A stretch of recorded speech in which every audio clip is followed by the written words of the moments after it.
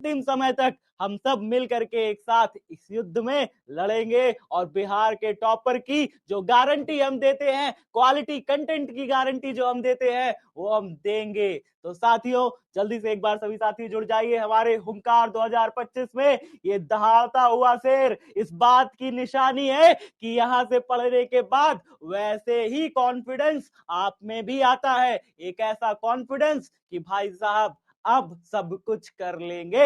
Exam की छाती में छेद करने का जो हौसला आएगा, वो इस आपकी हुंकार 2025 में पढ़ने के बाद निश्चित ही आने वाला है। तो चलिए साथियों, आपके स्वागत, आभार, अभिनंदन के साथ बिहार बोर्ड के नंबर 1 बैच हुंकार 2025 में स्टेट टॉपर देने की 100% गारंटी। हमने विगत वर्षों में स्टेट टॉपर दे रखे हैं, बहुत सारे स्टेट टॉपर्स दे रखे हैं, और स्टेट टॉपर ऐसे नहीं बनते। स्टेट टॉपर बनते हैं मेहनत के साथ। जब टीचर मेहनत करता है और उसके साथ साथ वो बच्चा भी जिसके आंखों में सपना है कि मैं दिन रात एक कर दूंगा, मैं अपने गुरु ने जो भी पढ़ाया है उसको ध्यान रखूंगा, उसको दोहराऊंगा और अंत में जाकर के विजय रथ पे विजय झंडा फहराऊंगा। तो साथियों, हुंकार 2025 में हमारी पूरी टीम आप सबके साथ लग करके आपको स्टेट टॉपर बनाने के लिए और साथ ही साथ क्वालिटी कंटेंट देने के लिए, बिल्कुल सही सुना आपने, क्वालिटी कंटेंट देने के लिए 100% गारंटी के साथ हम शुरू कर रहे हैं साथियों आज की अपनी क्लास को। और मैं आपका अपना शिक्षक, अपना साथी, अपना भाई सौरभ सर। तो साथियों, भौतिक विज्ञान पढ़ा जाए आज की क्लास में। आज हमारा टॉपिक, अध्याय का नाम विद्युत आवेश और क्षेत्र रहने वाला है। और आज हम लोग की क्लास स्टार्ट हो चुकी है। आप लोग कॉपी में नोट्स बनाना चालू कर दीजिए। क्या करोगे? नोट्स बनाना चालू कर दोगे, ठीक है। कल बाकी कई सारे बच्चों का क्वेश्चन था, सर नोट्स कैसे बनाएं। तो साथियों, मैं बार बार कहता हूं, नोट्स अगर बनानी है तो पहले एक बार क्लास को समझ लीजिए, उसके बाद क्लास जब हो जाए तो बैठिए। पीडीएफ आपको प्रोवाइड हो जाती है, क्लास की पीडीएफ आपको मिल जाती है तुरंत ही, आप पीडीएफ से नोट्स बना लीजिए। लेकिन क्लास की पीडीएफ से नोट्स बनाना है, याद रखिए इस चीज को, ठीक है। चलिए, राकेश, ऋतिक, तनवीर, आकृति, गुड मॉर्निंग बाबू, good morning, good morning Vikas, good morning, good morning, good morning Khushboo, कैसे हो सब लोग? कैसे हो सब लोग? बढ़िया। चलिए, तो स्टार्ट करी जाए आज की क्लास, क्या कहते हो? आज हम लोग पता है क्या सीखने वाले हैं? आज हम लोग सीखने वाले हैं विद्युत आवेश के बारे में। इलेक्ट्रिक चार्ज होता क्या है ना, हम लोग जान लिए हैं, इतने दिन तक तो पढ़ लिया है ना, इलेक्ट्रिक चार्ज क्या होता है, ये है वो है, दुनिया भर की चीज। आज हम लोग इसको एनिमेशन की सहायता से देखेंगे। आज हम लोग इसके पीवाईक्यू लगाएंगे। आज हम लोग इसके इंपॉर्टेंट पॉइंट्स जानेंगे। तो आज बहुत सारी चीजें लाया हूं, ठीक है। आगे चालक और विद्युत रोधी क्या होता है, ये भी जानना है ना। उसके बाद प्रेरण द्वारा आवेशन, मैं इसमें कई विधियां पढ़ाऊंगा कि कोई भी बॉडी को अगर आवेशित करना हो तो कितनी विधियों से आवेशित कर सकते हैं। तो आज मैं ये चीजें पढ़ाने वाला हूं, ठीक है। तैयार हो सब बच्चे? एक बार हाँ जल्दी से बताओ, जोरदार तरीके से, यस तैयार। तो विद्युत आवेश, चालक और विद्युत रोधी और प्रेरण द्वारा आवेशन, ये चीजें आज हम लोग सीखने वाले। डन है? चलिए, क्या बात है, क्या बात है, क्या बात है, मजा आ गया। सभी बच्चे तैयार? रोशन, आकृति, Pallavi, good morning, good morning, good morning. सभी साथियों को जुड़ जाओ एक बार सभी बच्चे, फिर स्टार्ट किया जाए, क्या कहते हो? तो भाई साहब, सबसे पहला चीज आवेश। पढ़ चुके हो, जान चुके हो, कई दिन पढ़ा चुका हूं। इंट्रोडक्शन क्लास में भी बता दिया था, उसके पहले डेमो क्लास में भी बता दिया था, उसके पहले जितनी भी क्लासेस हो रही थी सब में बता दिया था, वाईटी पे भी बता दिया है, सब लोग देख चुके हो, है ना। हाँ, तो थोड़ा सा क्या चीजें एक बार रिवीजन हो जाए, बस हल्का सा रिवीजन मार के आगे बढ़ जाएंगे, ठीक है। परेशान नहीं होना है, ठीक। तो सबसे पहले चीज, आवेश होता क्या है। तो मैंने आपको कल परिभाषा बताई थी, क्लियर भी करी थी, दोहरा लेते हैं। तो भाई साहब, कोई वस्तु है, कोई वस्तु को अगर मैं रगड़ता हूं, सबसे पहले आवेशों की खोज किसने करी थी? चलो कमेंट बॉक्स में बता दो, आज कमेंट बॉक्स में हो जाए, कल पढ़ाया था ना, बताओ जल्दी से। सबसे पहले आवेशों की खोज किसने करी थी? किसने करी थी? सबसे पहले 2600 साल पहले किसने करी थी? थेल्स। वेरी गुड यार, क्या बात है। रोशन, ताली हो जाए तुम्हारे लिए। सही बच्चे, गुड, बहुत बढ़िया। थेल्स नाम के वैज्ञानिक ने सबसे पहले, वैज्ञानिक नहीं, उस समय दार्शनिक कहते थे। दार्शनिक मतलब क्या? एक ऐसा इंसान जो सोच समझ रखता हो हर चीज के प्रति। ये नहीं बस मान लेंगे जादू हो गया, जादू हो गया, ऐसा नहीं। वो सोच समझ के हर चीज के पीछे कारण जानने का प्रयास करता हो, ऐसे इंसान को तब कहते थे दार्शनिक। क्या कहते थे? दार्शनिक। तो थेल्स ना दार्शनिक थे, तो दार्शनिक ने एक खोज करी कि भाई साहब अंबर नाम का कोई एक पदार्थ था पीले रंग का, उसको जब हम ऊनी कपड़े से रगड़ते थे तो फिर वो क्या करता था, उसमें अंबर में छोटे छोटे कागज के कण, धूल के कणों को अपनी तरफ आकर्षित करने का गुण आ जाता था। ये बात है, यही बात है, अंबर ने ऐसे ही खोज किया था, थेल्स ने ऐसे ही खोज किया था। चलिए बढ़िया। अब देखिए जैसे यहाँ पे मैंने आपको उदाहरण के द्वारा समझाना चाहता हूं कि यहाँ पे ये अंबर है, क्या है, अंबर, देख पा रहे हो, अंबर है। अंबर में जितनी संख्या में प्लस है उतनी संख्या माइनस है। आपको प्लस माइनस दिख रहा है, विजिबल है, अच्छे से दिख रहा है। तो जितनी संख्या में प्लस है उतनी संख्या माइनस है, मतलब जितना इसके ऊपर धनावेश है उतना ही ऋणावेश भी है ना।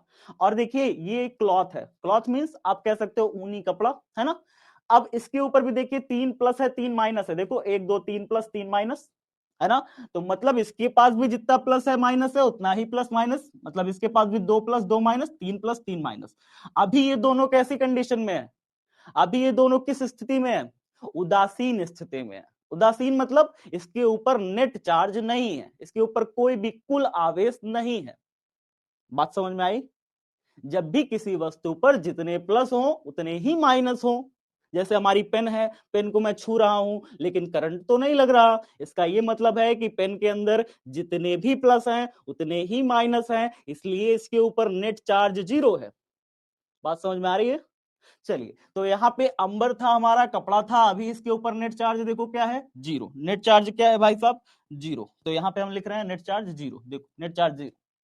लेकिन जैसे ही आपस में रगड़ा, इन्हें आपस में इन्हें रगड़ा, क्या होता है रगड़ने से, रगड़ने से आवेशों का डिस्ट्रीब्यूशन, वितरण होता है, स्थानांतरण होता है, चार्ज एक दूसरे पर ट्रांसफर होने लगते हैं, स्थानांतरित होने लगते हैं। कुछ बच्चों ने कल ये भी कहा कि सर थोड़े थोड़े ना इंग्लिश के वर्ड भी बताते चला करिए बीच में, तो हमें जो है थोड़ा सा आसानी होती है समझने में।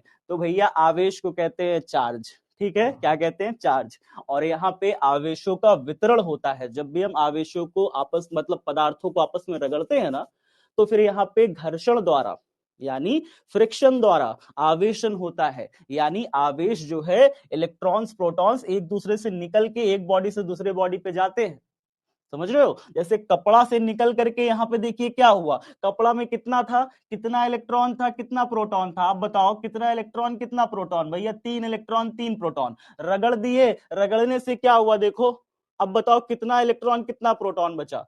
इसका तो भाई साहब जो द्वि प्रोटॉन था, 3 थे ना, 3 थे ना, देखो एक ही बचा, द्वि कहां चले गए, 2 कहां चले गए इसके बेचारे के, वो रगड़ने के कारण कहां चले गए, निकल करके इस बॉडी पे आ गए, किस पे आ गए, अंबर पे आ गए। जब हमने रगड़ा तो फिर कपड़े से निकल के ये अंबर पे आ गए। और अब अंबर पे क्या हो गया देखिए, अंबर पर देखिए कितना था, 2 प्लस है और माइनस कितना हो गया भाई साहब, 4 माइनस हो गया। तो अंबर पर नेट कितना चार्ज आ गया, 2 प्लस और 4 माइनस, नेट कितना हो गया, -2। +2 -4 पता है ना, घटा लोगे कितना आता है, -2। तो 2 प्लस थे 4 माइनस, अब इसके ऊपर नेट 0 नहीं रहा, अब इसके ऊपर -2 हो गया। मतलब अब अंबर कैसा हो जाएगा, ऋणावेशित की धनावेशित। अब अंबर कैसा हो गया रगड़ने के बाद, ऋणावेशित की धनावेशित, आप बताओ। ऋणावेशित हो गया ना, नेगेटिव हो गया। अब अंबर हो गया नेगेटिव, -2 इसके ऊपर चार्ज एक्स्ट्रा में आ गए, इसलिए अब ये ऋणावेशित हो गया। लेकिन यहां पे देखिए ये क्या हो गया, अब ये बेचारा क्या हुआ, पहले तो ये भी इसके ऊपर भी नेट चार्ज 0 था, पहले ये भी उदासीन था, उदासीन था यानी कि न्यूट्रल था, उदासीन यानी न्यूट्रल, यानी कि नेट चार्ज 0 होना। पहले तो इसके ऊपर भी नेट चार्ज 0 था, लेकिन रगड़ दिया, रगड़ने से इलेक्ट्रॉन्स ट्रांसफर हो गए, इलेक्ट्रॉन चले गए इसके पास, जिसके कारण इसके पास तो 3 प्लस हो गया, नेगेटिव तो 1 बचा। 3 प्लस में से 1 घटा दिया, कितना बचा, +2। 3 प्लस में से 1 घटा दिया, क्योंकि 1 इसके पास अभी है इलेक्ट्रॉन, तो 3 प्लस में 1 इलेक्ट्रॉन घटाया तो कितना बचा, +2। मानी ये वस्तु अब कैसी हो गई, धनावेशित की ऋणावेशित। हमारा कपड़ा कैसा हो गया, धनावेशित की ऋणावेशित, बताइए जरा। धनावेशित पॉजिटिव हो गया, मतलब समझ में आया, मतलब तो बस यही था कि जब भी किसी दो वस्तुओं को आपस में रगड़ा जाता है, एक वस्तु से इलेक्ट्रॉन स्थानांतरित होते हैं दूसरी वस्तु में, जिसके कारण जिससे इलेक्ट्रॉन निकलता है वो वस्तु हो जाती है धनावेशित, और जिस पर इलेक्ट्रॉन आता है वो वस्तु हो जाती है ऋणावेशित। मामला खत्म। बताओ जल्दी से एक बार, सबको समझ में आ गया? सबको समझ में आया? यस सर, क्या बात क्या बात क्या बात। चलिए अब आगे देखिए, आगे देखिए आवेश होता क्या है। तो आवेश की परिभाषा क्या लिखोगे? परिभाषा क्या लिखोगे आवेश की? लिखोगे आवेश पदार्थ का वह गुण है, आवेश किसी भी पदार्थ का वह गुण है जिसके कारण उस वस्तु में, उस पदार्थ में विद्युत प्रभाव, यानी कि उस कैसा हो जाता है, प्लस और माइनस हो जाता है, यानी विद्युत प्रभाव आ गया। एक वस्तु रगड़ने के बाद क्या हो गया, एक वस्तु प्लस हो गई एक माइनस हो गई, माने विद्युत प्रभाव, इसी को कहेंगे विद्युत प्रभाव। अच्छा, और क्या करता है जिसके कारण अब क्या करेगा, ये एक दूसरे को आकर्षित करने लगेगा, खींचने लगेगा, एक दूसरे को आकर्षित करने लगेगा। अंबर अब क्या करेगा, अंबर अब छोटे छोटे कागज के कणों धूल के पंखों पर ले जाओगे तो धूल के कणों को अपनी तरफ क्या करेगा, आकर्षित करेगा। तो अंबर में क्या आ जाएगा, चुंबकीय प्रभाव उत्पन्न हो जाएगा। तो इस आवेश के कारण ही क्या आया, विद्युत प्रभाव आया और चुंबकीय प्रभाव आया। ठीक है, तो इसका अनुभव करता है। बात समझ में आ गई? आवेश क्या होता है, किसी भी पदार्थ का वह गुण है जिसके कारण वह पदार्थ विद्युत और चुंबकीय प्रभाव उत्पन्न करता है और इसका अनुभव करता है। चलिए एक एनिमेशन से दिखा दे, एक प्रैक्टिकल से दिखाए आपको, क्या कहते हो, प्रैक्टिकल हो जाए? चलिए मैं आपको एक प्रैक्टिकल दिखाता हूं। देखो यहाँ पे ये देखिए, एक पेंसिल लिया, एक पेंसिल के ऊपर घर में इस तरीके से करके देखना, एक पेन लिया और एक पेन के ऊपर कागज की एक स्ट्रिप ऐसे रख दी, देखिए मोड़ करके, ऐसे एक स्ट्रिप रख दी मोड़ के, देखना देखना देखना क्या होता है। अच्छा, एक दूसरी पेंसिल लिया और दूसरी पेंसिल को ऐसे ऊनी कपड़े से ऐसे रगड़ने लग गए। आप रुमाल से रगड़ सकते हो, रुमाल होती है ना घर में, ऐसे रगड़ने लग गए। अब देखो इसके पास ले जा रहे हैं, क्या हो रहा है, देखो उस पास ले जा रहे हैं, इसके क्या हो रहा है, ये हो क्या रहा है यार, क्या हो रहा है, आकर्षित हो रहा है क्या, आकर्षित हो रहा है क्या? हाँ, ये तो आकर्षित हो रहा है, यानी तो चुंबकीय प्रभाव, जैसे चुंबक नहीं आकर्षित करता वैसे ही आकर्षण हो रहा है। तो चुंबकीय प्रभाव भी उत्पन्न हुआ और विद्युत प्रभाव भी उत्पन्न हुआ। जब एक वस्तु को दूसरी वस्तु से रगड़ते हैं तो आवेशों के कारण विद्युत प्रभाव और चुंबकीय प्रभाव दोनों उत्पन्न होता है पदार्थ में। ठीक है, सबको स्पष्ट है अभी बात, सबने देख ली, सबने जान ली, है ना? चलिए अब देखते हैं क्या हो गया। अब देखते हैं इसके आगे, आगे क्या है भाई साहब, आगे ये कहता है सामान्य अवस्था में प्रत्येक परमाणु में इलेक्ट्रॉनों की संख्या उसके नाभिक में उपस्थित प्रोटॉनों की संख्या के बराबर होती है, इसलिए परमाणु विद्युत रूप से उदासीन होता है। क्या लिखा है, परमाणु विद्युत रूप से उदासीन होता है। जैसे ये देखिए यहाँ पे नेट चार्ज 0 था, नेट चार्ज 0 क्यों था बताओ जरा से, नेट चार्ज 0 क्यों था? इसलिए 0 था क्योंकि एक बॉडी में जितने नाभिक में प्रोटॉन होते हैं, मान लो नाभिक के अंदर 2 प्रोटॉन है, तो उतनी ही कक्षा में इलेक्ट्रॉन भी घूमेगा, जितने प्रोटॉन उतने ही इलेक्ट्रॉन। तो परमाणु कैसा होगा हमारा, विद्युत रूप से उदासीन होगा, यानी इसके ऊपर कोई चार्ज नहीं होगा। लेकिन जब एक बॉडी को दूसरी बॉडी में रगड़ते हो तो क्या होता है, इससे इलेक्ट्रॉन निकल जाता है, निकल गया बाहर, जिसके कारण इसका डिस्ट्रीब्यूशन, वितरण गड़बड़ा गया। अब यहाँ पे 2 प्लस है लेकिन माइनस तो सिर्फ 1 बचा, तो इसने इलेक्ट्रॉनों को त्याग दिया, जिसके कारण इस बॉडी पर अब कितना चार्ज आ जाएगा, 1 का धनावेश, 2 प्लस 1 माइनस, 2 प्लस 1 माइनस कितना आया, 1 का पॉजिटिव चार्ज इस बॉडी पर आ जाएगा, इस बॉडी पर एक धनावेश आ जाएगा। अब ये बॉडी कैसी हो जाएगी, उदासीन नहीं रह जाएगी, रगड़ने के बाद ये बॉडी कैसी हो जाएगी, धनावेशित हो जाएगी। कैसी हो जाएगी, धनावेशित हो जाएगी। बात समझ में आ गई सबको स्पष्ट? आगे बढ़ते हैं, चलिए आगे देखते हैं। आगे ये क्या कहता है, परमाणु की विद्युत उदासीनता को समाप्त करके आवेशित कणों को उत्पन्न किया जा सकता है। आवेशित कण मतलब क्या, विद्युत उदासीनता को समाप्त कैसे करोगे बताओ जल्दी से। विद्युत उदासीनता ये न्यूट्रल में था पहले, इसके न्यूट्रल में यानी उदासीन को कैसे आपने समाप्त किया, पहले ही उदासीन था, इसको कैसे समाप्त किया बताओ, रगड़ के। आपने जब रगड़ा तो इलेक्ट्रॉन बाहर निकला, जिसके कारण अब ये बॉडी कैसी हो गई, धनावेशित हो गई। बात समझ में आ गई? आ गई बात समझ? तो अगर किसी बॉडी पर, ध्यान से सुनिए, अगर किसी भी बॉडी पर आवश्यकता से ज्यादा इलेक्ट्रॉन आ जाता है, मान लीजिए अभी उदासीन है, मान लीजिए अभी उदासीन है, उदासीन का अर्थ क्या हुआ? उदासीन का अर्थ हुआ जितनी संख्या में इसके पास प्रोटॉन है उतनी ही संख्या में इसके पास इलेक्ट्रॉन भी है। अगर मैं इसके पास बाहर से एक एक्स्ट्रा इलेक्ट्रॉन ला करके दे देता हूं तो ये बॉडी अब कैसी हो जाएगी? ये बॉडी हो जाएगी ऋणावेशित। कैसी हो जाएगी? ऋणावेशित हो जाएगी। क्या आप मेरी बात समझ पा रहे हो? अगर किसी उदासीन वस्तु पर बाहर से इलेक्ट्रॉन लाके दे दिया जाए तो बॉडी कैसी हो जाएगी? ऋणावेशित। अगर किसी बॉडी पर एक इलेक्ट्रॉन छीन लिया जाए, जैसे मान लीजिए अगर इस बॉडी से एक इलेक्ट्रॉन छीन ले, चलो मैं दूसरी बॉडी ही बना देता हूं, मान लो एक उदासीन बॉडी है और इसको मैं रगड़ करके एक इलेक्ट्रॉन इससे बाहर निकाल देता हूं। अब ये बॉडी कैसी हो जाएगी? धनावेशित हो जाएगी। कैसी हो जाएगी? धनावेशित हो जाएगी। यानी अगर किसी बॉडी से इलेक्ट्रॉन बाहर निकला तो धनावेशित, और किसी बॉडी पर इलेक्ट्रॉन आया तो वो ऋणावेशित, अगर वो पहले से न्यूट्रल है, उदासीन है तो उदासीन वस्तुओं को हम आवेशित कर सकते हैं कि नहीं? अब आप बताओ, उदासीन वस्तुओं को आवेशित कर सकते हैं कि नहीं? कर सकते हैं। बाहर से आवेश डाल दो, जैसा आवेश डालोगे वैसा हो जाएगा। अगर बाहर से इलेक्ट्रॉन डाल रहे हो तो ऋणावेशित हो जाएगा, अगर उदासीन वस्तुओं से इलेक्ट्रॉन ले लिए तो धनावेशित हो जाएंगी। क्लियर है राधिका? क्लियर है प्रभा? क्लियर है अभिषेक, गुलशन?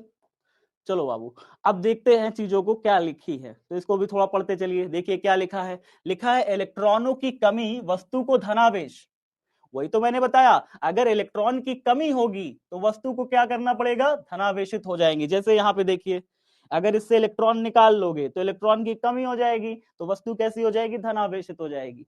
और अगर इस पर इलेक्ट्रॉन डाल दिए तो इस पर इलेक्ट्रॉन बढ़ेगा कि घटेगा?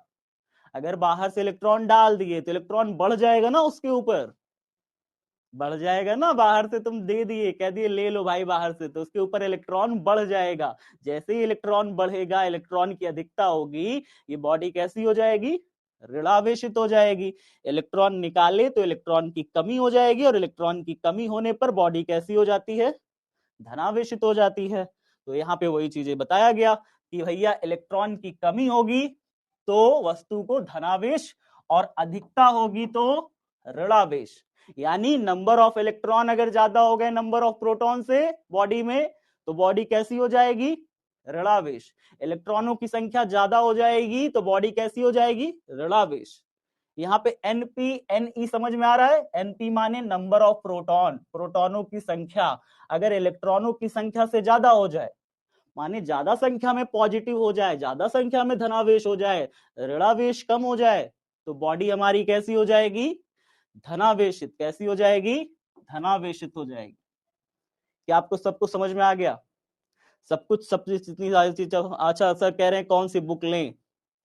कौन सी बुक लें? देखो बाबू, बुक की बात है तो मैं आपको ऐसा पढ़ाऊंगा कि आपको बुक की कभी जरूरत नहीं पड़ेगी। जब मैं पढ़ाता हूं तो दुनिया भर की सारी बुक से एक साथ रख करके पढ़ाता हूं। मेरे पास मल्टीपल बुक्स है। यहाँ पे जो आप पीपीटी देख रहे हो, कंटेंट देख रहे हो, ये कंटेंट विश्व में किसी भी बुक में आपको नहीं मिलेगा। ये कंटेंट हर एक बुक से ऊपर है। आप जो जो चीजें देख पा रहे हो ना, आज जो चीजें आप पढ़ोगे, ये 12th लेवल तक की बहुत ऊपर है भाई। ये बुकों में नहीं मिल सकता। ये ज्ञान है हमारा पर्सनल, तो ये पर्सनल ज्ञान की चीजें हैं, ये किताबों में नहीं मिलेंगी। तो किताबें की कोई आवश्यकता नहीं है, जरूरत नहीं है लेने की। पहली चीज, लेना है बहुत मन कर रहा है, एनसीईआरटी ले लीजिए। बट याद रखिए एनसीईआरटी में आप लिमिटेड क्वेश्चंस लगाइए। लिमिटेड यानी कि एनसीईआरटी में काफी सारी चीजें आपके लिए, आपके स्तर से मतलब ऊपर है, 12th लेवल का नहीं है वो, 12th से ऊपर की चीजें हैं। जैसे 12th लेवल पे क्या क्या चीजें मैं आगे बताता चलूंगा आपको, ठीक है, कि कितना एनसीईआरटी में आपको पढ़ना है, कितनी नहीं पढ़नी है चीजें, ठीक है। तो आप एनसीईआरटी ले लीजिए, बेस्ट है एक बुक, जिसको पालन करिए, पढ़िए अच्छे से, और कोई जरूरत नहीं है किसी भी चीजों की। बाकी मैं यहाँ पे इतना पढ़ा दूंगा, आपको किताबों की आवश्यकता पड़ेगी ही नहीं।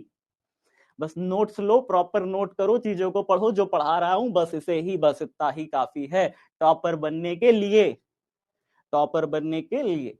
चलिए आगे देखते हैं। आगे क्या कहा जा रहा है, आवेशन में वस्तु का द्रव्यमान निम्न प्रकार बदलता है। कैसे बदलेगा आप बताइए जरा से। मान लीजिए आप मुझे थोड़ा सा, एक वस्तु है और इस पर मैं उदासीन है, अभी अभी उदासीन है, एक बॉडी पर अगर मैं बाहर से इलेक्ट्रॉन को डाल दूं, आपको पता है एक इलेक्ट्रॉन का द्रव्यमान कितना होता है? कौन बच्चा बताएगा एक इलेक्ट्रॉन का द्रव्यमान? एक इलेक्ट्रॉन का द्रव्यमान जानते हो? Sonam reply me. बेटा तुम सोनम से ही बात करोगे कि पढ़ोगे भी? गलत गलत गलत, काफी बच्चों का गलत है, काफी बच्चों का गलत। तो 9.1 इंटू 10⁻³ किलोग्राम।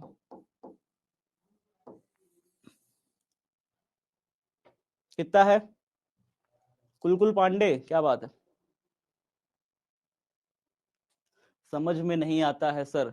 बादाम खाया करे, सर पे तेल लगाया करे, थोड़ा सा सोया करे, रिलैक्स किया करे, चीजें याद भी रहेंगी, समझ में भी आएगा। हाँ, कह रहा है सर समझ नहीं आता है सर। चलो आगे देखते हैं। तो हम कहाँ पे थे कि, क्या हो गया जी, कूल हो जाओ पहले, बैठ जाओ शांति से।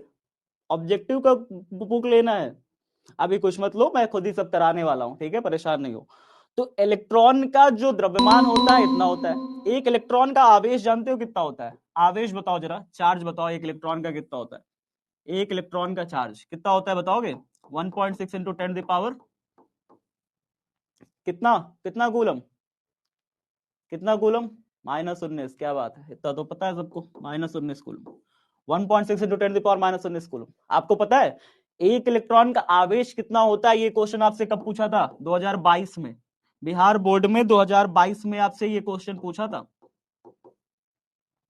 एक इलेक्ट्रॉन पर आवेश बताइए। ऑप्शन में उसने पता है कैसे दिया था? 1.602, आगे बढ़ा करके 1.602, नंबर थोड़ा बढ़ा दिया और कहा कि लो बच्चों को आज कंफ्यूज करेंगे। तो ये चीजें थी।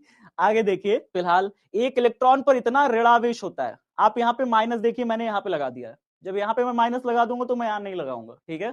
तो एक इलेक्ट्रॉन बता रहा है ना यहाँ पे, अब अगर मैंने यहाँ पे माइनस लगा दिया तो इसका मतलब ये इलेक्ट्रॉन का चार्ज है, मैंने परिमाण लिखा है बस, ठीक है? माइनस लगाओ या प्लस लिखो, प्लस नहीं लिखोगे आप, ये परिमाण है बस, ठीक है? चलिए आगे देखते हैं। फिलहाल आप समझ पा रहे हो? थोड़ा सा ध्यान से देखो बस। एक इलेक्ट्रॉन के पास अपना खुद का द्रव्यमान है यार।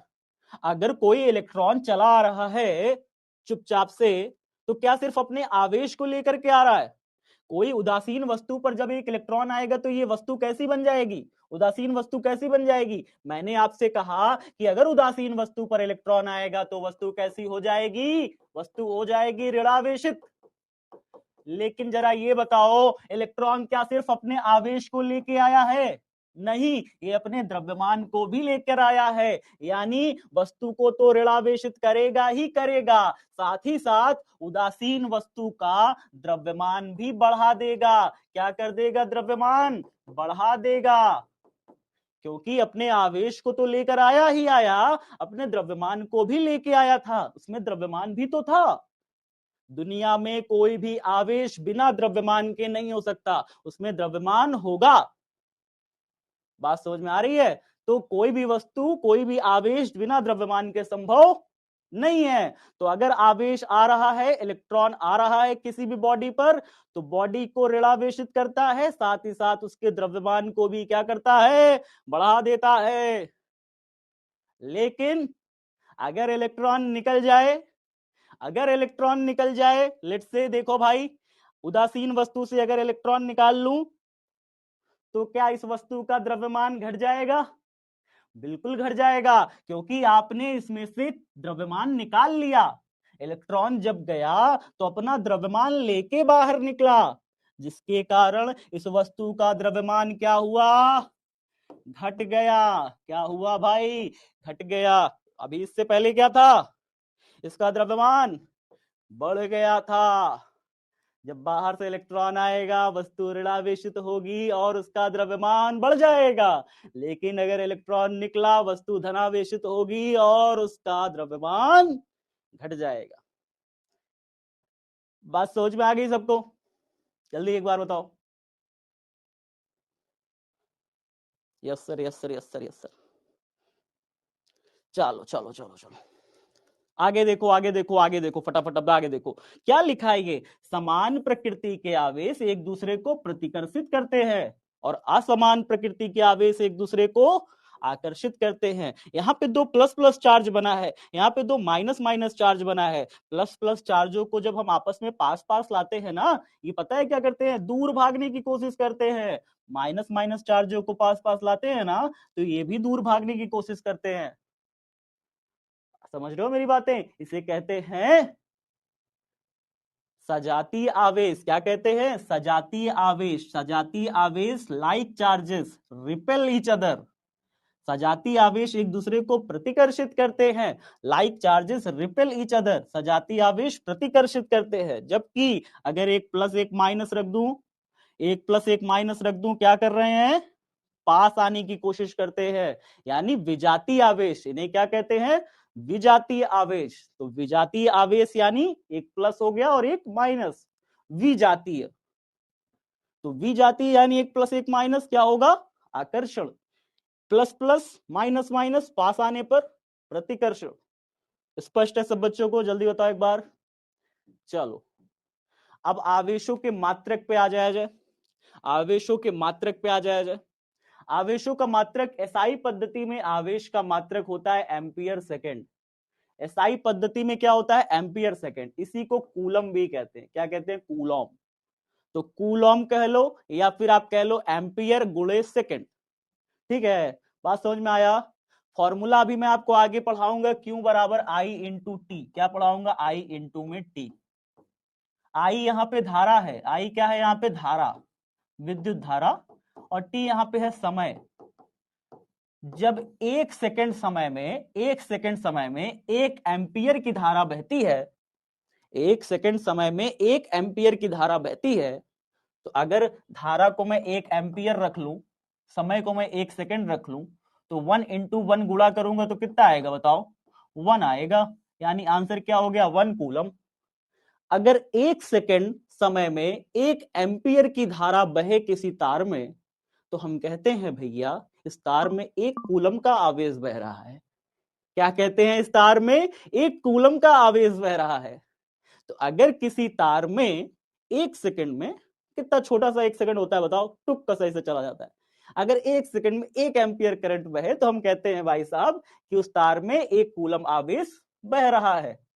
1 कूलम की परिभाषा बताइए क्या होगा? यदि किसी चालक में 1 एम्पियर विद्युत धारा 1 सेकंड तक प्रवाहित होती है, तो उस चालक में प्रवाहित आवेश 1 कूलम होता है। बात समझ में आई? 1 कूलम की परिभाषा समझ में आ गई? इसे 1 कूलम की परिभाषा कह सकते हो। तो 1 कूलम की परिभाषा क्या हो गई? अगर किसी चालक तार में 1 सेकंड में 1 एम्पियर धारा बह रही है, तो हम कहते हैं इस चालक से, इस तार से 1 कूलम आवेश बहा है अभी अभी। ठीक है, चलो आगे देखते हैं। आगे क्या कह रहा है? आवेश का विमीय सूत्र A इंटू टी होता है। A for ampere, T for second. यहाँ पे देख रहे हो ना, एम्पियर धारा गुणे समय। धारा का मात्रक विमा कितना होता है? A। समय का कितना? T। तो A इंटू टी। धारा का विमा A, समय का विमा T, A इंटू टी। ठीक है, आगे देखिए। सीजीएस पद्धति में आवेश का मात्रक स्टेट कूलम होता है। क्या होता है? Stat coulomb. स्टैट कूलम याद रखिए, स्टैट कूलम। ठीक है, आगे क्या कह रहा है? आवेश का सबसे छोटा मात्रक स्थिर विद्युत इकाई ईएसयू। क्या होता है? ईएसयू अथवा फ्रैंकलिन होता है। ये भी सीजीएस पद्धति में मात्रक है। देखिए सीजीएस में इसके बहुत मात्रक है, एग्जामिनर पूछता रहता है, याद कर लो गुरु, याद कर लो, नहीं पछता लोगे। ठीक है, तो देखो सीजीएस पद्धति में इसका मात्रक एक तो है स्टैट कूलम। अच्छा, और कौन है सर? एक है ईएसयू। ईएसयू को कहते हैं स्थिर विद्युत इकाई। ये सबसे छोटा मात्रक है। तो अगर कोई पूछे एग्जामिनर सबसे छोटा मात्रक बताओ क्या है, तो आप क्या कहोगे? स्थिर विद्युत इकाई ईएसयू। क्या कहोगे? स्थिर विद्युत इकाई ईएसयू सबसे छोटा मात्रक। बता लोगे ना आप? अगर क्वेश्चन आ जाए सबसे छोटा मात्रक बताइए क्या है, कूलम है, फ्रैंकलिन है, एब कूलम है या ईएसयू है, तो आपका आंसर होगा ईएसयू। ठीक है, आगे ईएसयू को ही फ्रैंकलिन कहते हैं भैया। ईएसयू फ्रैंकलिन आपस में बराबर है, तो आपका आंसर क्या होना चाहिए? दोनों होना चाहिए। तो ईएसयू और फ्रैंकलिन क्या है? आपस में एक ही है। कंफ्यूज मत होना इसमें, ठीक है। तो भैया जितना एसयू होता है उतना ही फ्रैंकलिन। तो आवेश का विद्युत चुंबकीय मात्रक ईएमयू भी होता है। तो आवेश का एक और मात्रक होता है ईएमयू, इसे कहते हैं विद्युत चुंबकीय मात्रक, इलेक्ट्रोमैग्नेटिक यूनिट। क्या कहते हैं? इलेक्ट्रोमैग्नेटिक यूनिट, विद्युत चुंबकीय मात्रक। तो आवेश के कितने मात्रक हो गए? एक हो गया स्टैट कूलम, एक हो गया कूलम, एक हो गया एम्पियर सेकेंड, एक हो गया फ्रैंकलिन, एक हो गया एब कूलम, एब कूलम, ए बी कूलम, एक हो गया ईएमयू। मजा आया?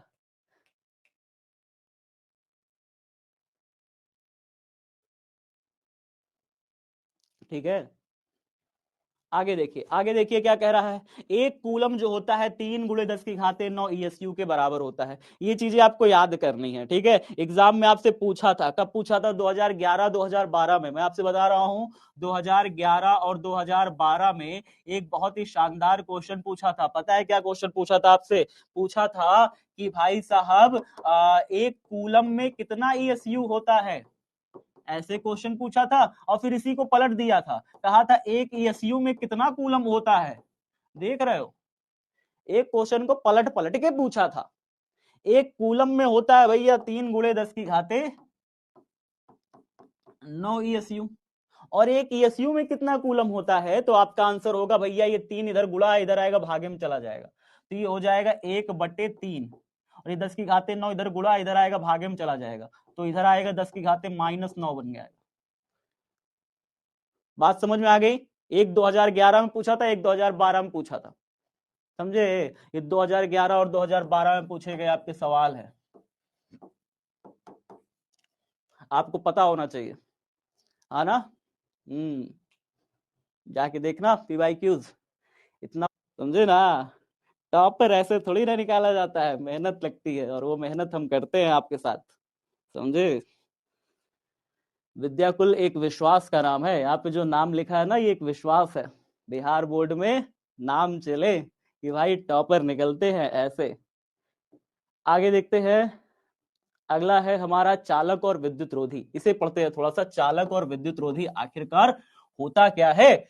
चालक क्या होता है, विद्युत रोधी क्या होता है, थोड़ा सा समझा जाए डिटेल में। पीडीएफ सर, अरे पीडीएफ मिल जाए प्रभु, पीडीएफ मिल जाएगी, परेशान बिल्कुल ना हो, ठीक है। हाँ, इसको देख लीजिए आगे। 3 × 10⁻⁹ फ्रैंकलिन, जितना ईएसयू होगा उतना ही फ्रैंकलिन होता है, और 1/10 एब कूलम के बराबर होता है। ये चीजें आपको लाइन से याद होनी चाहिए, ठीक है। जितना ईएसयू उतना ही फ्रैंकलिन होगा, लेकिन एब कूलम अलग होता है। 1/10 एब कूलम के बराबर होता है एक कूलम।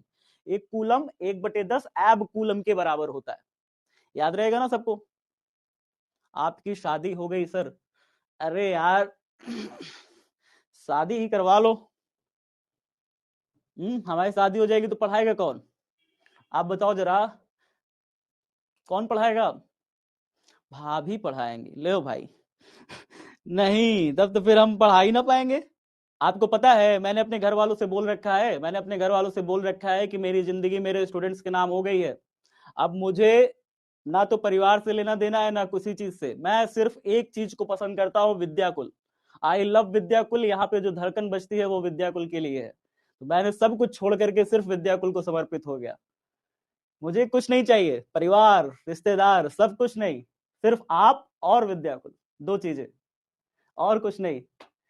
चालक और विद्युत रोधी आखिरकार है क्या? तो चालक मतलब समझते हो? चालक मींस क्या होता है? कुछ पदार्थ तुरंत ही अपने में से होकर विद्युत को प्रवाहित होने देते हैं।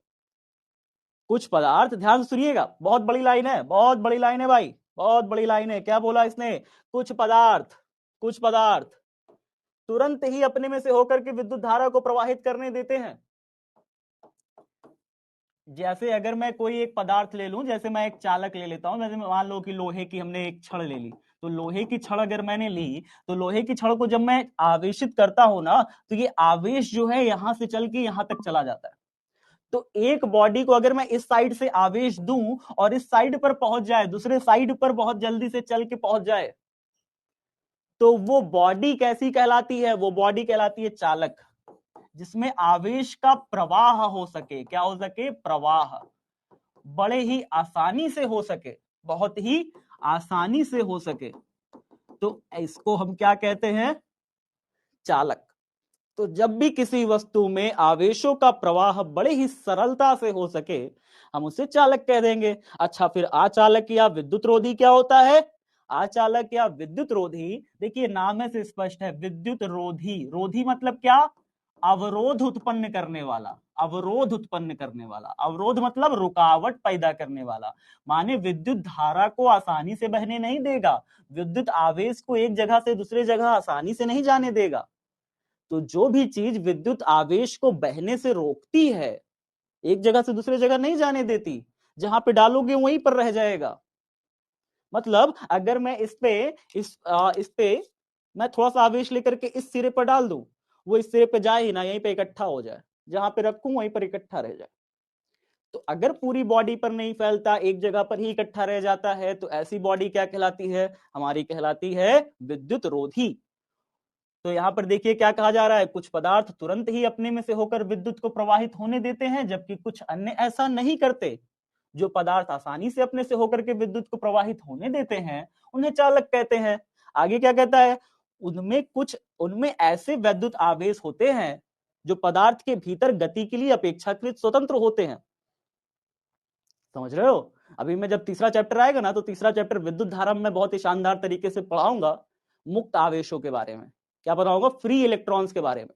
तो फ्री इलेक्ट्रॉन क्या करते हैं ना, किसी भी बॉडी के अंदर कुछ आवेश फ्री रहते हैं, मुक्त रहते हैं, वही विद्युत धारा का प्रवाह एक जगह दूसरी जगह करते हैं। ठीक है?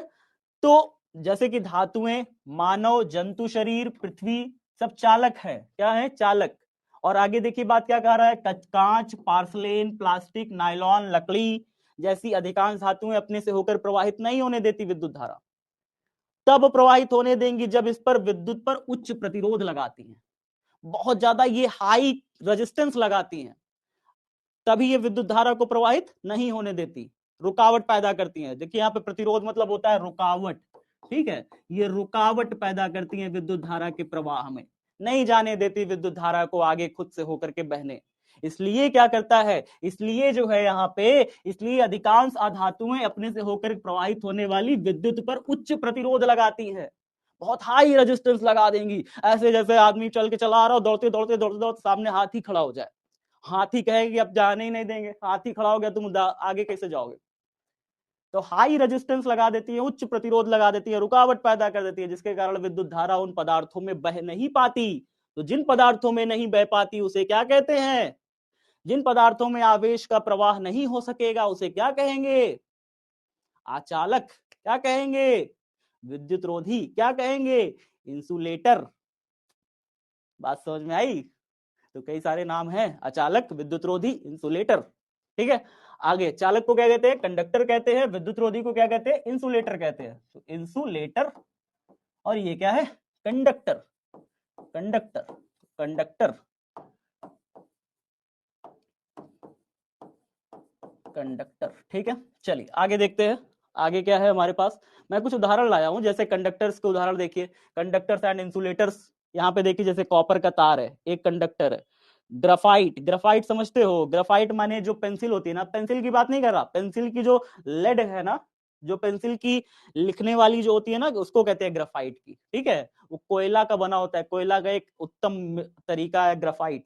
तो ग्राफाइट का बना होता है पेंसिल की नोक, उसकी बात कर रहा है। आगे यहाँ पे क्या कह रहा है? ऑल अदर मेटल्स, जितने भी दूसरे मेटल्स हैं वो सब क्या है? कंडक्टर यानी चालक है। गोल्ड हमारा क्या है? चालक है। वाटर क्या है? पानी भी चालक है। आप और हम क्या है पता है? आप भी चालक हो, हम भी चालक हैं। करंट छुओ देखो, मारता है कि नहीं? मार देता है ना बड़े तगड़े से। तो चालक हो तुम। बात समझे? करंट मार रहा है ना, इसका मतलब चालक हो तुम। ठीक है? तो आगे देखिए, इंसुलेटर। इंसुलेटर क्या होता है? ग्लास। ठीक है? ग्लास इंसुलेटर है, इसमें से विद्युत धारा नहीं बहती। ठीक है? ग्लास, कांच। ग्लास माने कांच, ये नहीं कि स्टील वाला ग्लास ला के रख दिए, स्टील वाले ग्लास से करंट मारेगा बड़ा झन्न से। ठीक है? कांच में नहीं बहेगी। प्लास्टिक में, सिरेमिक में, सिरेमिक मीन्स जानते हो ना, सिरेमिक प्लास्टिक ही है एक तरीके का। रबड़ में नहीं बहती, वुड में, लकड़ी में नहीं बहती, वुल में, कॉर्क में। ठीक है? ये एक हार्ड रबड़ है, कॉर्क। और फैब्रिक है, कपड़ा, उसमें नहीं बहेगी। पेपर नहीं बहती। तो इसमें से आवेश नहीं प्रवाहित हो सकते एक दूसरे जगह से। बात समझ में आ गई? हाँ सर, नोट्स कैसे बनाए?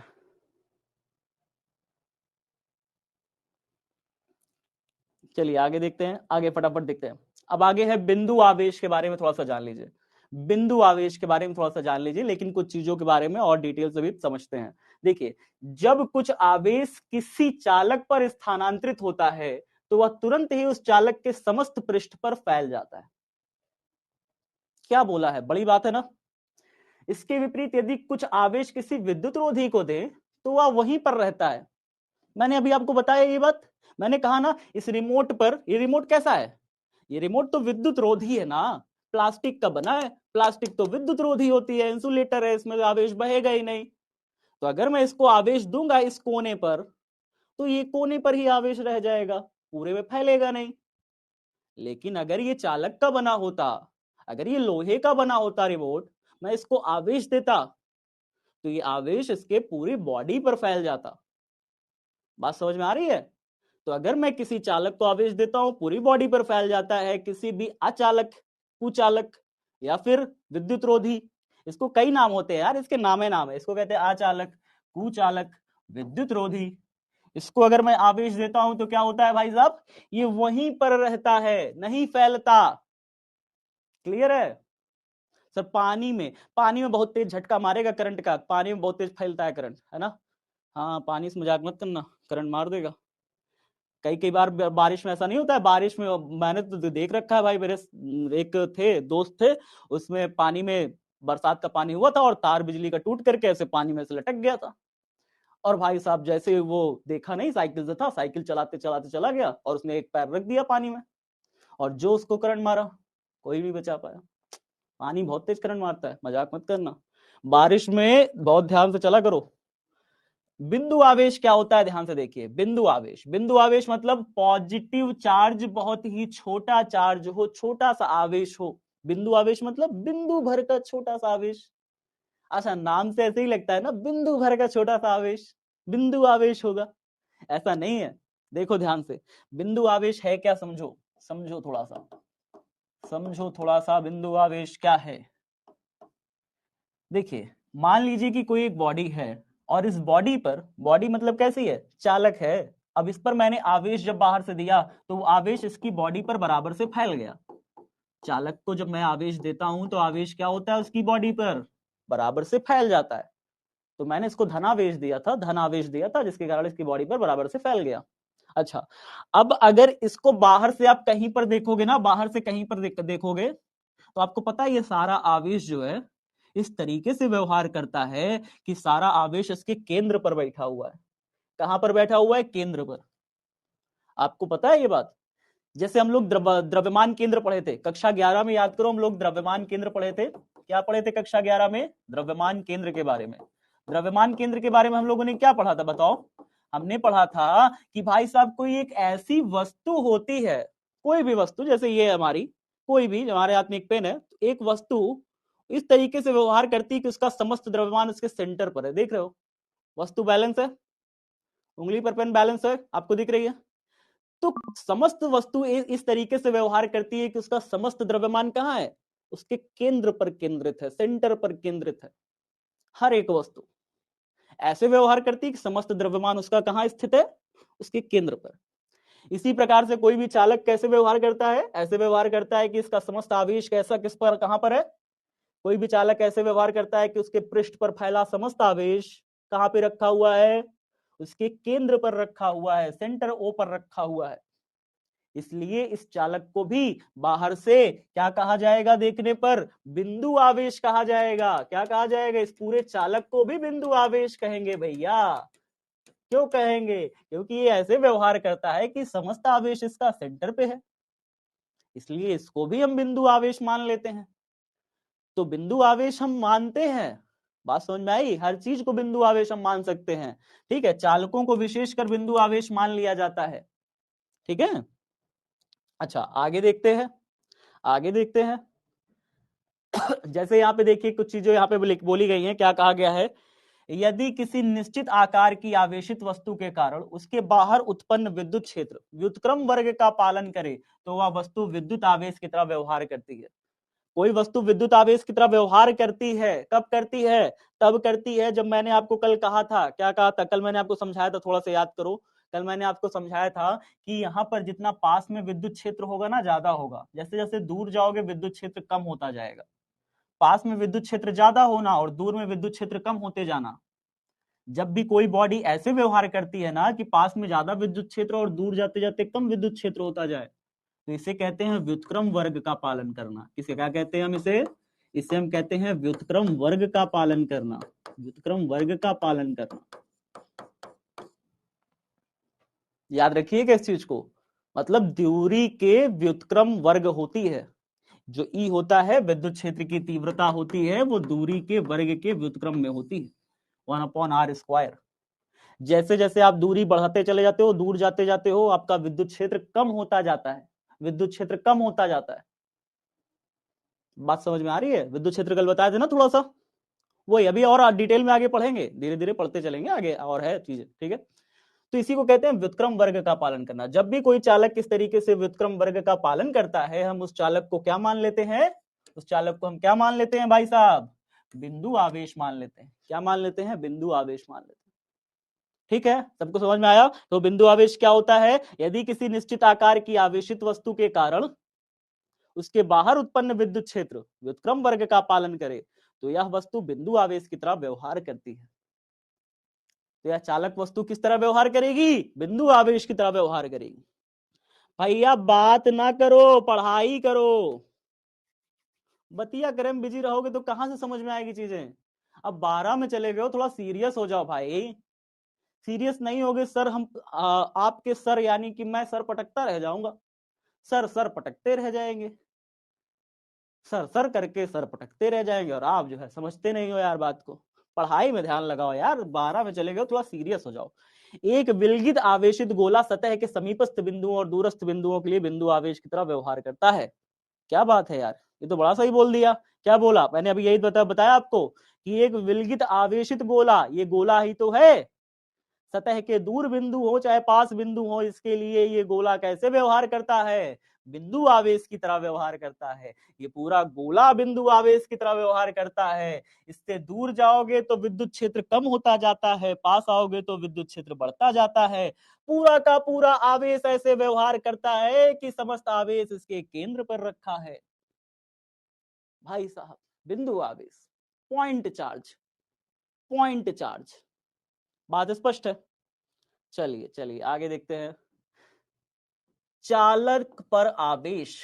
चालक पर आवेश, अगर मान लो किसी चालक को हम आवेश देते हैं, अगर हम किसी चालक को आवेशित करते हैं, चलो पीडीएफ कैसे करें, नोट क्या कह रहे हो जी? हैंड रिटन नोट्स कब मिलेगा सर? क्यों चाहिए हैंड रिटन नोट्स? मैं क्लास में पढ़ा रहा हूं, पीडीएफ दे रहा हूं आपको, आप स्वयं से नोट समझ के क्यों नहीं बनाते? वो ज्यादा बेहतर होगा कि हैंड रिटन नोट ज्यादा बेहतर होगा? अगर आप क्लास में समझ करके खुद नोट बनाओ, तो आपका बनाया नोट्स आपके लिए ज्यादा हेल्प करेगा कि नहीं? आप मुझे बस इस बात का जवाब दे दो। करेगा ना? एग्जाम में वही चीजें याद रह जाती है जो हम स्वयं से पढ़ें और स्वयं से बनाएं। बात समझ में आई? तो स्वयं से मेहनत करिए, हैंड रिटन नोट्स ये वो दुनिया भर की हम पढ़ा रहे हैं, आप पढ़ रहे हो, नोट्स बनाओ। ठीक है, यही है टॉपर्स की पहली स्ट्रेटजी, पालन करो। आगे देखिए, चालक पर आवेश। चालक पर आवेश कैसे होता है? मान लो, ध्यान से सुनना, ध्यान से सुनना, बड़ी बात बताने जा रहा हूं, बहुत बड़ी बात बताने जा रहा हूं। एक ऐसा चालक है, ये क्या है? चालक है। आप कहोगे सर ये तो चप्पल जैसे लग रहा है। चप्पल जैसे लग रहा है क्या? चलो चालक बना देते हैं। तो ऐसे करके हम चालक बना दिया, अरे चप्पल ना समझना, चालक समझो इसे। ठीक है, तो ये चालक है। अब इस चालक को मैंने आवेश जब दिया, जब मैं बाहर से आवेश दूंगा, तो चालक पर आवेश क्या होता है? चालक पर तो आवेश सर एक समान रूप से फैल जाता है, हमने तो ये पढ़ा अभी। और कुचालक पर आवेश देते हैं तो जहां पे देते हैं वहीं पे रखा रह जाता है, नहीं फैलता। लेकिन अगर आपका चालक इस तरीके से नुकीला होता है, अब इसको आवेश देते हो, तो आपको पता है क्या होगा? जहां पे इसका त्रिज्या बड़ा होगा, जहां पे ये चौड़ा होगा, जहां पर ये बड़ी त्रिज्या में होगा, वहां पर आवेश कम फैलेगा, कम फैलेगा आवेश। लेकिन जहां पर त्रिज्या कम होगी वहां पर सारा आवेश बहुत पास पास बहुत पास पास आ जाएगा, ऐसे इकट्ठा हो जाता है। इस चीज को जानो, ध्यान से समझो, बराबर से नहीं पलटा। जहां नुकीला सिरा होता है ना, तीक्ष्ण नुकीला सिरा, वहां पर आवेश इकट्ठा होता है जाकर के, और जहां पर ऐसे होता है ना, वहां पर बहुत विस्तृत फैलता है, दूर दूर रहता है, समझे। अरे जो बड़े बड़े गांवों में नहीं होता, बड़ा बड़ा घर होता है, तो लोग जो है एकदम आराम से खुल के ऐसे रहते हैं। बम्बई उम्बई में छोटा सा कमरा, 50 लोग भरे रहते हैं वही में। तो जहां पे जगह कम, वहां पे देखो ज्यादा लोग बैठे हैं। जहां पे जगह खूब ज्यादा, वहां पे खूब सारे आराम से, है ये नहीं है। तो ये तो हालत है। बात समझ में आ रही है? आगे देखिए, यही चीज यहाँ पे लिखी है, यदि सतह समरूप है, बराबर से है, तो आवेश सतह पर एक समान रूप से वितरित होगा, बराबर से फैलेगा। लेकिन अगर सतह असमरूप है, असमरूप मतलब कहीं पर पतली कहीं पर मोटी, अगर सतह ऐसी है, तो आवेश का जो वितरण होगा, जो फैलाव होगा, वो आवेश घनत्व असमान होता है। कैसा होता है? आवेश का जो घनत्व होता है वो कैसा होता है? आवेश का घनत्व कैसा होता है बताइए? घनत्व कैसा होता है? असमान। अतः उन बिंदुओं पर अधिकतम होता है जहां पर वक्रता त्रिज्या न्यूनतम होती है। उन बिंदुओं पर आवेश ज्यादा फैलेगा जहां पर वक्रता त्रिज्या कैसी होगी? न्यूनतम हो गई। मतलब देखिए, यहाँ पे वक्रता त्रिज्या कैसी है? कम है कि ज्यादा? यहाँ पर वक्रता त्रिज्या कम है कि ज्यादा? देखिए यहाँ पे छोटा गोला बन रहा है, छोटा गोला तो त्रिज्या कम। यहाँ पे बड़ा गोला बन रहा है तो त्रिज्या ज्यादा, बड़ा गोला बन रहा है त्रिज्या ज्यादा। तो जहां पर बड़ा गोला बनेगा वहां पे आवेश का घनत्व यानी कि आवेश कम मात्रा में इकट्ठा होंगे। तो यहाँ पे देखिए कहा गया है, आवेश का घनत्व जो है ना, त्रिज्या के व्युत्क्रम है। त्रिज्या बड़ी होगी तो आवेश कम फैलेगा, घनत्व कम होगा। और त्रिज्या छोटी होगी, छोटी सी जगह होगी, तो वहां पे आवेश ज्यादा फैलेगा, वहां पे घनत्व ज्यादा होगा। बात समझ में आ गई सबको? छोटी सी बात थी, बहुत बड़ी बात नहीं थी। नुकीले सिरे पर आवेश ज्यादा फैलेगा, और जहां चौड़ा सिरा होगा वहां पे आवेश कम फैलेगा। चालकों की बात हो रही है, चालकों की बात हो रही है। क्लियर है सबको? जल्दी एक बार बताइए। Done done done. आगे देखिए, एक बात बोली गई है, साबुन का बुलबुला आवेशित होने पर फैलता है। साबुन के बुलबुले को आवेशित करोगे तो वो क्या होगा? फैलेगा। याद रखिएगा, ठीक है। इस चीज को भी आया था एग्जाम में, एक क्वेश्चन पूछता है इससे। मेथड ऑफ चार्जिंग बताइए, आवेशन की विधियां। आवेशन की विधियां यानी हम कितनी तरीके से हम किसी वस्तु को आवेशित कर सकते हैं। पहला तरीका है कि घर्षण द्वारा। रगड़ दो भाई, दो वस्तुओं को आपस में रगड़ो, समझे? दो वस्तुओं को आपस में रगड़ो, दोनों आवेशित हो जाती है। अभी तो आपने देखा ना, दो वस्तुओं को आपस में रगड़ने पर आवेशित हो जाती है। तो यहाँ पे देखिए, घर्षण द्वारा दो वस्तुओं को आपस में रगड़ने से इनके मध्य इलेक्ट्रॉनों के स्थानांतरण के कारण, बता चुका हूं ये सारी चीजें, कि जब दो वस्तुओं को आपस में रगड़ेंगे तो इनके बीच क्या होगा? इलेक्ट्रॉनों का क्या होगा? स्थानांतरण। ये शब्द याद रखिए, स्थानांतरण। अंग्रेजी में क्या कहते हैं? ट्रांसफर। क्या कहते हैं? Transfer of electrons. जब भी इलेक्ट्रॉन्स का ट्रांसफर होगा एक बॉडी से दूसरे बॉडी में, एक निकाय से दूसरे निकाय में, तो बॉडी कैसी हो जाएगी? इनके बीच में घर्षण द्वारा। तो ये वस्तुएं आवेशित हो जाती हैं। दोनों वस्तुओं पर बराबर और विपरीत प्रकृति के आवेश उत्पन्न होते हैं। ये तो हम लोगों ने देखा, ये हम लोगों ने देखा, शुरू में ही देखा। देखिए यहाँ क्या लिखा है? बराबर और विपरीत प्रकृति के आवेश उत्पन्न होते हैं घर्षण द्वारा, रगड़ने पर। क्या ऐसा ही था? बिल्कुल सर, ऐसा ही था। देखिए, जब शुरू में हम लोगों ने रगड़ा था, अंबर लिया था, कपड़ा लिया था, अंबर के ऊपर कितना नेट चार्ज आया था? -2। कपड़े के ऊपर कितना आया था? +2। कपड़े के ऊपर +2 चार्ज आ गया था, अंबर के ऊपर -2 चार्ज आ गया था। बराबर आया था दोनों के ऊपर, लेकिन विपरीत आया था। एक के ऊपर प्लस, एक के ऊपर माइनस। बात समझ में आई? बराबर परिमाण में लेकिन विपरीत आवेश आ गया था। चलिए सर, ठीक है, समझ गए। आगे देखिए, तो यहां पे हमने क्या समझा? दोनों वस्तुओं पर घर्षण के बाद बराबर और विपरीत प्रकार के आवेश उत्पन्न होते हैं। ठीक है, डन है। आगे देखिए, जब एक कांच की छड़ को रेशम के कपड़े से रगड़ा जाता है, इसको याद कर लीजिएगा बेटवा, क्या होता है? जब एक कांच की छड़ को रेशम के कपड़े से रगड़ा जाता है तो छड़ जो होती है, जो कांच की छड़ है, वो कैसी हो जाती है? धनात्मक। और रेशम का कपड़ा कैसा हो जाता है? ऋणात्मक। इसे आप क्या कर सकते हो, इसे आप एग्जाम्पल के तौर पे लिख सकते हो, ठीक है, एग्जाम्पल के तौर पे लिख सकते हो, उदाहरण के तौर पे लिख सकते हो कि भैया कांच की छड़ को रेशम के कपड़े से रगड़ा तो जो हमारी कांच की छड़ थी वो कैसी हो गई, पॉजिटिव हो गई, रेशम का कपड़ा क्या हो गया, नेगेटिव हो गया, ठीक है, नेगेटिव चार्ज आ गया रेशम के कपड़े पर, है ना। आगे क्या कहता है, जिसके कारण क्या होता है, छड़ के द्रव्यमान में कमी होती है। भाई छड़ के द्रव्यमान में कमी क्यों हुई है, क्योंकि छड़ कैसी हुई है, धनात्मक। धनात्मक कब होती है, याद करो, जब इलेक्ट्रॉन निकलता है, इलेक्ट्रॉन निकला होगा तो द्रव्यमान में क्या होगा, कमी आएगी। बताया ना, शुरू में बताया कि नहीं बताया, मैंने क्या कहा, अगर छड़ से इलेक्ट्रॉन निकलेगा तो छड़ धनात्मक होगी, और छड़ धनात्मक होगी तो फिर भाई साहब उसके द्रव्यमान में कमी होती है। सिंपल है, कोई बहुत रॉकेट साइंस जैसा कठिन नहीं है, ठीक है, समझ रहे हो बातों को। आगे देखो, एबोनॉइट की छड़ को ऊन से रगड़ने पर छड़ ऋणावेशित और ऊन धनावेशित हो जाता है। ऊन धनावेशित हो जाता है और छड़ कैसी हो जाती है, ऋणावेशित हो जाती है। ऊन धनावेशित हो जाता है माने ऊन से इलेक्ट्रॉन निकला होगा, किसके ऊपर आ गया होगा, एबोनॉइट की छड़ पे आ गया होगा, इसलिए एबोनॉइट की छड़ कैसी हो जाती है, ऋणावेशित हो जाती है, ठीक है। आगे देखिए, सूखी बालों में कंघी घुमाने से वह आवेशित हो जाती है और इसके द्वारा कागज के छोटे छोटे टुकड़ों को आकर्षित किया जा सकता है। बचपन में करते थे ना, कंघा लेकर के इसे बलवा पे ऐसे से रगड़ दो और फिर उसके बाद छोटा छोटा कागज के कड़का इसे आकर्षित करो, है ना, ठीक है। तो यहाँ पे वही लिखा है कि सूखे बालों में कंघी घुमाने से वह कंघा कैसा हो जाता है, आवेशित हो जाता है और छोटे छोटे कागज के कड़ों को आकर्षित करने लगता है। अब उसके बाद प्रेरण विधि द्वारा आवेशन में आपको बताने वाला हूं। प्रेरण विधि द्वारा बहुत शानदार विधि है प्रेरण विधि। देखिए, एक ऐसे रॉड है, रॉड कैसी है, ऋणावेशित रॉड है। ये बॉडी आपको पता है अनावेशित थी, पहले देखो, एक बॉडी हो अनावेशित, अनावेशित माने उदासीन, ये कैसी है, उदासीन है, इसके ऊपर कोई चार्ज अभी नहीं है। इसका मतलब जितना पॉजिटिव है उतना नेगेटिव है इसके ऊपर, जितना पॉजिटिव उतना नेगेटिव, तो उदासीन, मतलब नेट चार्ज जीरो है। बात समझ में आ रहा है, तो उदासीन है अभी। अब इसके पास अगर मैं कोई ऐसी ऋणावेशित वस्तु ले जाऊं, ऋणावेशित वस्तु मतलब एक छड़ ले गया मैं इसके पास, और ये छड़ कैसी थी, क्षण कैसी थी, ये क्षण कैसी है, ऋणावेशित। मैं इस उदासीन वस्तु के ऐसे पास ले गया, छुआया नहीं, टच नहीं कराया, बस पास ले गया।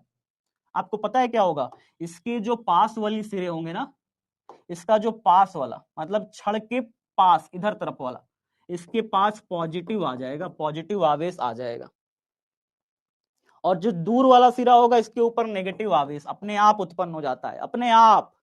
ये अपने आप होने वाली घटना है, अपने आप हो जाएगी, मतलब ये अपने आप होने वाली घटना है, अपने आप हो जाएगी। मतलब अगर कोई ऋणात्मक आवेशित क्षण में किसी उदासीन गोले के पास ले आऊंगा तो उसके पास जितना इसके ऊपर नेगेटिव है उतना ही इसके बाहर पृष्ठ पर पॉजिटिव आ जाएगा अपने आप। अभी कहीं से आया नहीं है अंदर से, मतलब ये नहीं कि पैदा हो गया, अरे तो जादू हो गया सर, आवेश तो पैदा नहीं हो सकता, आपने तो पैदा कर दिया आवेश। पैदा नहीं हुआ है, इसके भीतर पहले से था, वो बाहर आ गया, पहले से था, जैसे ही मैं छड़ को इसके पास ले गया वो बाहर आ गया, पृष्ठ पर आ गया। तो इस प्रकार से आवेशित आवेशन करने की विधि को हम कहते हैं प्रेरण द्वारा आवेशन, प्रेरण द्वारा आवेशन। कल इसे फिर से समझेंगे, कल प्रेरण को फिर से समझेंगे, क्या कहते हो। एक बार जल्दी सब बच्चे मुझे लाइव मतलब ये करा दे फटाफट, प्रैक्टिस हो जाए, लास्ट में प्रैक्टिस। आवेश की विमा होता है, बताइए फटाफट, आवेश की विमा कौन सा सही है, ABCD, एक बार बताइए फटाफट, आवेश की विमा कौन सी है, AT, वेरी गुड बेटा। जब किसी वस्तु को आवेशित किया जाता है तो उसका द्रव्यमान 2018 में बताया गया था, बताइए 2018 क्वेश्चन है, जब किसी वस्तु को आवेशित किया जाता है उसका द्रव्यमान दोनों होता है, बढ़ता भी है और घटता भी है, बढ़ भी सकता है घट भी सकता है, दोनों होता है, ठीक है, बढ़ता भी है घटता भी है, तो आंसर होगा बढ़ भी सकता है घट भी सकता है। एक स्थिर कूलम, एक एसयू में कितने कूलम होते हैं, एक एसयू में कितने कूलम है, बताइए जरा से। एक एसयू में 1/3 × 10⁻⁹ कूलम। एक कूलम में कितने एसयू, एक कूलम में कितने एसयू, एक कूलम में कितने एसयू, 3 × 10⁻⁹ एसयू,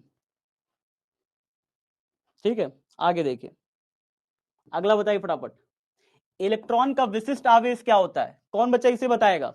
विशिष्ट आवेश मतलब होता है इलेक्ट्रॉन का जो द्रव्यमान, जो आवेश है, इलेक्ट्रॉन का आवेश पता है ना सबको, 1.6 इंटू 10⁻⁻19 कूलम।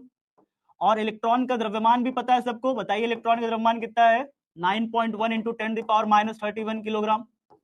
अगर मैं इन दोनों को डिवाइड कर दूं, इलेक्ट्रॉन का आवेश और इलेक्ट्रॉन के द्रव्यमान को एक दूसरे में डिवाइड कर दूं, भाग दे दूं, तो मिलता है मुझे विशिष्ट आवेश। क्या मिलता है?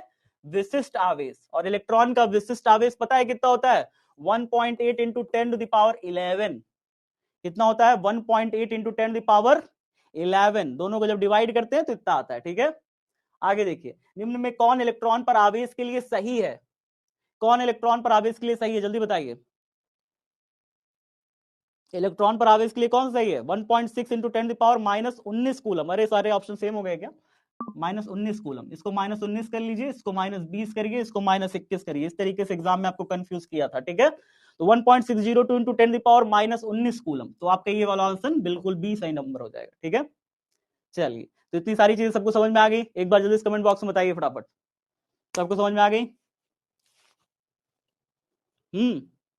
B C D. अब क्या कर रहे हो जी? सारे ऑप्शन सेम थे, 16 17। मैंने इसको 16 कर दिया, इसको 19 कर दिया, इसको 21 कर दिया, इसको 20 कर दिया। तो आपको 1.6 इंटू 10⁻⁻19 कूलम वाला जो आवेश है वो आपका सही आंसर हो जाएगा। ठीक है, ठीक है, हाँ, बात समझ में आया? अभी भी ए कर रहे हो? क्या चीज हो यार। 2 मिनट का रिवीजन, तो रिवीजन हो जाए। सबसे पहले हम लोगों ने प्रेरण द्वारा आवेशन जान लिया, प्रेरण द्वारा आवेशन जाना। ठीक है, और क्या जाना हमने? हमने जाना और हमने क्या जाना भाई साहब? मात्रक जाने आवेश के। और हमने क्या जाना? विमा जाना। तो बहुत सारी चीजें हमने जानी। ठीक है, मात्रक में हमने क्या जाना कि भाई साहब इसका मात्रक कई सारे होते हैं, सीजीएस पद्धति में भी होता है, एसआई पद्धति में भी होता है। एक ईएसयू में, ईएसयू भी हमने जान लिया। ईएसयू बहुत छोटा मात्रक है, तो एक कूलम में 3 × 10⁻9 ईएसयू हो सकते हैं। ठीक है, इतने ईएसयू होते हैं, बहुत छोटा मात्रक है ईएसयू। इतने ईएसयू मिलकर के एक कूलम बनाते हैं। और अगर मैं एक ईएसयू की बात करूं, एक ईएसयू में कितना होता है? 1/3 इंटू 10⁻⁻9 कूलम, इतना हो जाएगा। ठीक है, विमा इसकी कितनी होती है? 80 होती है। ये सारी चीजें मैंने आपको बता दी आज की क्लास में। ग्रह कार्य में आपको ये सारी चीजें जो भी पढ़ाई है, इसको तो नोट्स में पहले लिखना है, सारी चीजों को नोट्स बनानी है। ठीक है, प्रॉपर नोट्स अच्छी हैंडराइटिंग के साथ बनाना। और जो चीजें मार्क करी थी, जो क्वेश्चंस आपने मैंने पीवाईक्यू कराए हैं, उस पीवाईक्यू को भी नोट करिएगा। जो पीवाईक्यू कराया उसको भी कॉपी में नोट करिएगा। ठीक है, ताकि लास्ट टाइम में रिवीजन में आपको आसानी हो जाए। अगली क्लास में हम लोग पढ़ेंगे आवेशन की विधियां, और भी हम लोग आवेशन की, या फिर हम आवेश के गुण धर्म के बारे में चलिए पढ़ेंगे। गुण धर्म के बारे में, विधियों को थोड़ा सा और पढ़ते हुए गुण धर्म के बारे में भी थोड़ा सा आगे पढ़ेंगे। ठीक है, और एक छोटी सी अपील साथियों, हम निकले हैं एक नया बिहार बनाने के लिए।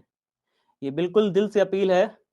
जब हम लोग मेहनत करते हैं तो हम आशा भी करते हैं कि हमारे बच्चे हमारे लिए एक छोटा सा काम करेंगे। और वो काम ये है कि भाई साहब, जिस नए बिहार को हमने सपना देखा है, एक नया बिहार का हमने जो सपना देखा है, उस सपने को आप हमारे साथ मिल करके काम करेंगे।